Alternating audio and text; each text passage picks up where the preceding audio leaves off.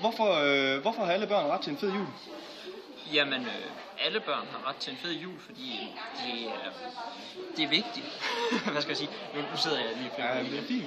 Men jeg synes, at børn ligesom alle andre mennesker har ret til en fed jul, fordi at det er så god en oplevelse at sidde sammen med andre og have sådan et nærvær og en dejlig, fredelig stund måske. Det danske begreb af hygge, synes jeg, der er vigtigt at få nævnt her.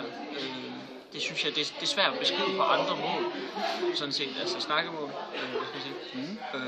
Og jeg synes, det er vigtigt at få det givet videre til især de yngre generationer også, fordi det er måske ved at dø lidt ud, det ved jeg ikke. Helt sikkert. Det kunne være godt at få givet videre. Vi er mere og mere fra hinanden med sociale medier. Nu skal man komme hinanden ved og samles og skabe noget hygge.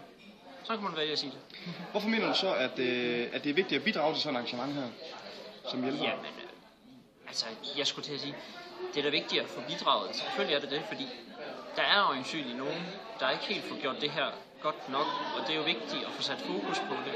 Og det gør man bedst ved at bidrage selv til både snak og også med penge og støtte op omkring arrangementer, der kommer. Fordi at så viser man sin godvilje, og man støtter også op om sammenhold, hvilket jo lidt er kerneessensen af det her, med at prøve at samle folk. Yes. Så det er jo vigtigt.